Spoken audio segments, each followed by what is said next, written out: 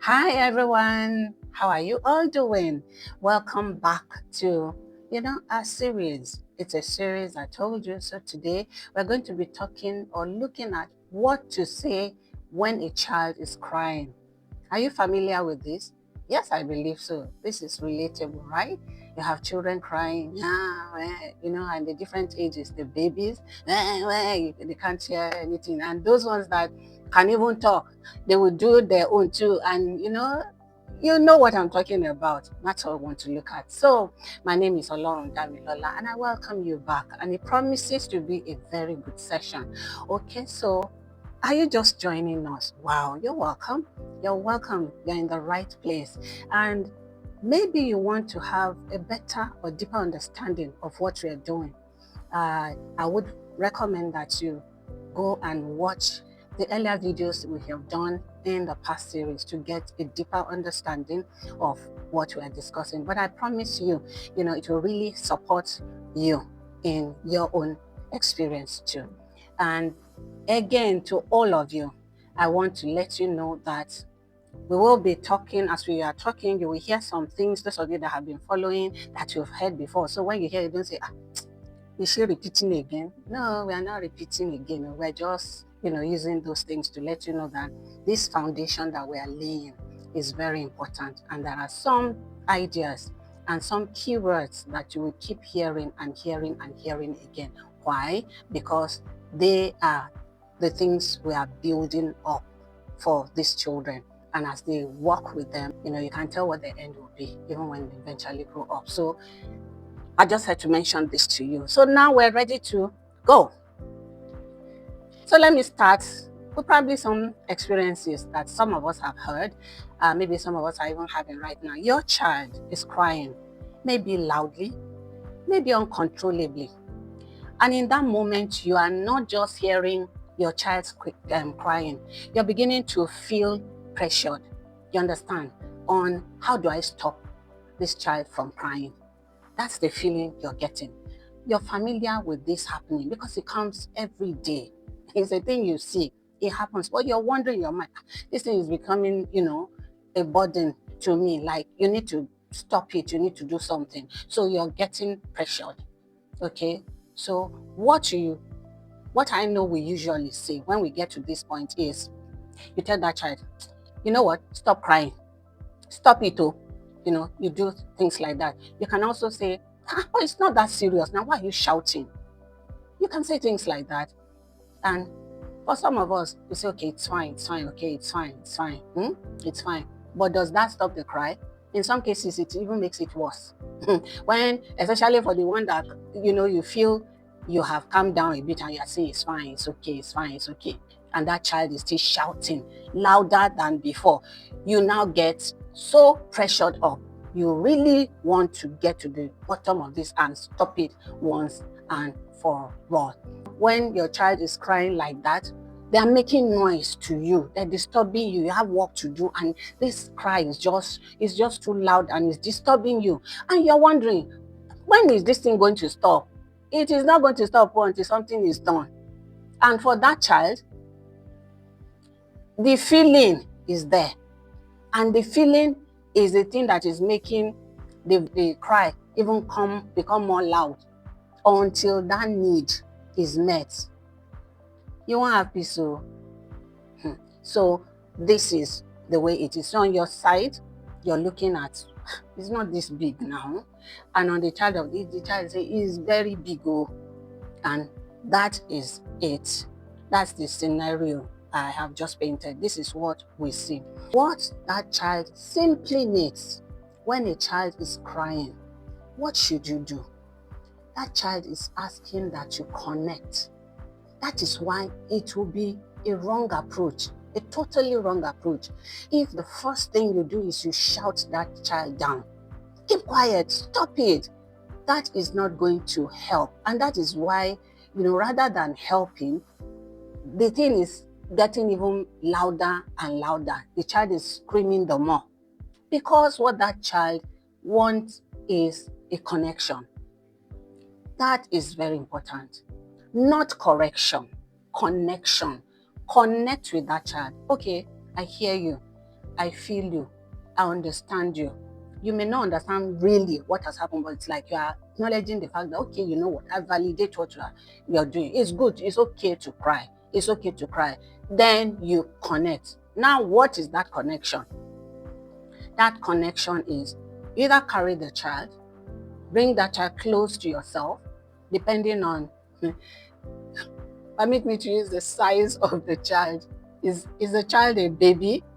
You carry the baby close to yourself. Is the child maybe 3 to 5? If you can carry, you go ahead and carry. If not, you give a hug, and embrace the child to bring them close to yourself. That is connection.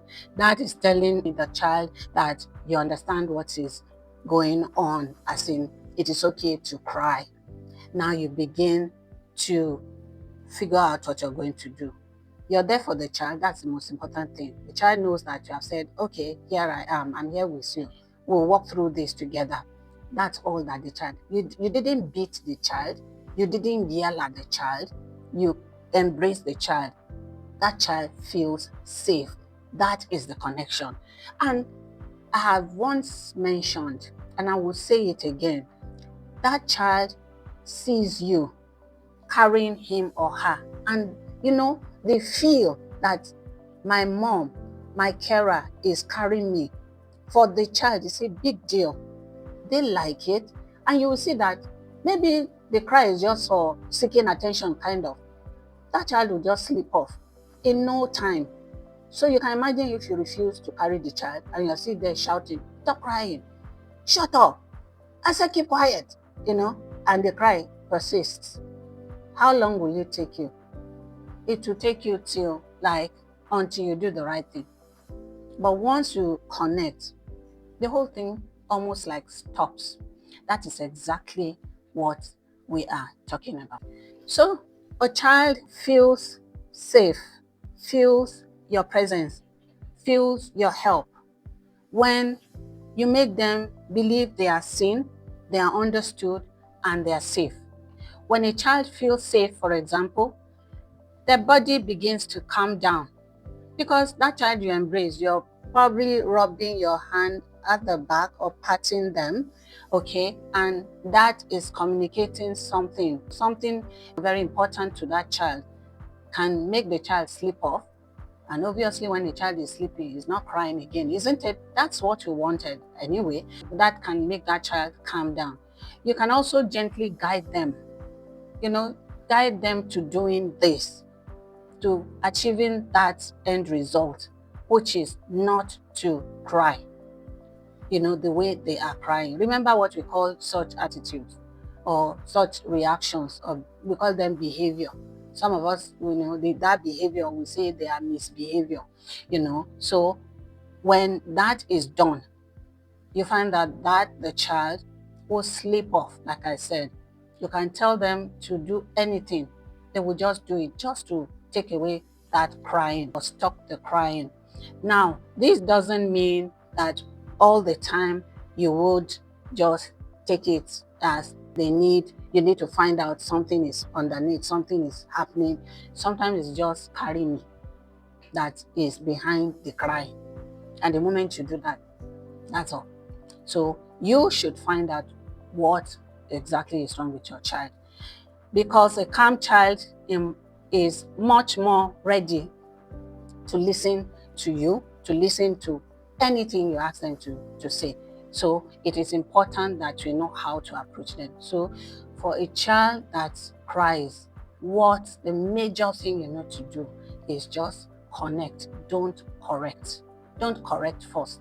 Connect, then you can begin to correct. The correction aspect is the guidance you're given.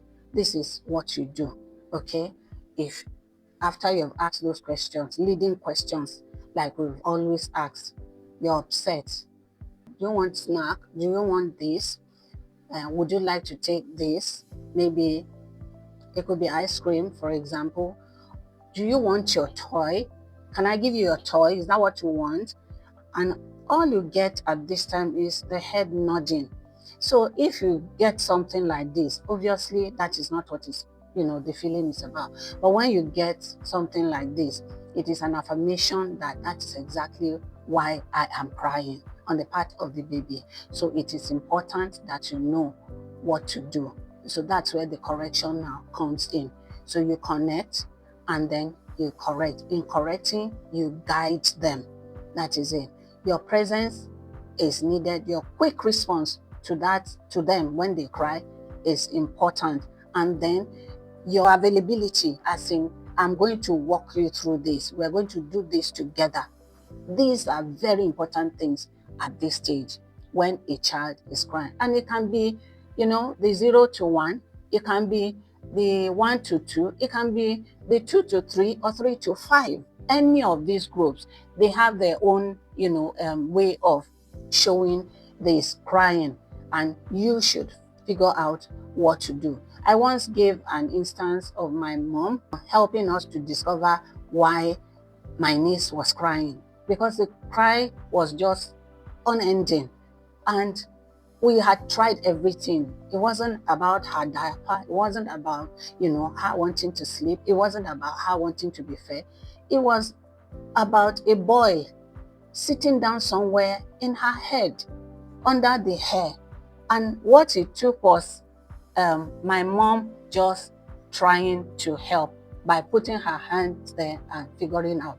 And that was how we discovered it. So yours can be same or it can be something else. Just pay attention, make yourself available. So let's reflect on what we have talked about in our discussion. Think about the last time your child cried.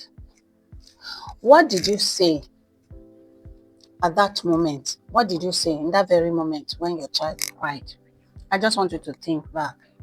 And how did your child respond? That's a reflection. Now, call to action. Now, the next time a child or your child cries, what should you do first? You should pause. That's the first thing you should do. You should pause. Think of what to say to that child. Then your approach to that child will be that you lower your voice while talking to him or her and you stay calm. That child is looking into your eyes and reading what you are saying.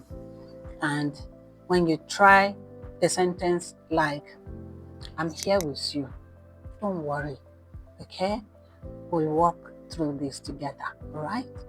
When you say that, I just want you to nicely watch what happens.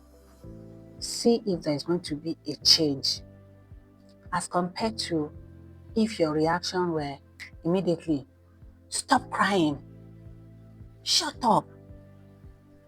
When you say that, when you compare the first one to this, what change? How can you say or describe the changes? There will be change on both sides, but one will be good, the other one will not be. Okay? And the one that is good is what you're looking for. So, can you practice that the next time a child cries around you?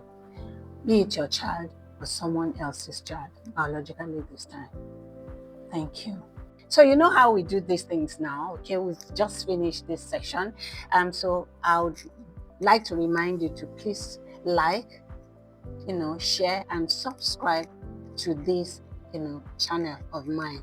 Please help spread the good news. It's good news for our children. All of them deserve, quality education, quality anything they want to do. And the only way we can do this is beginning, with them on a good foundation. Please share, tell your friends. They may just be going through one thing or the other, and bringing them here might just be the, way out for them.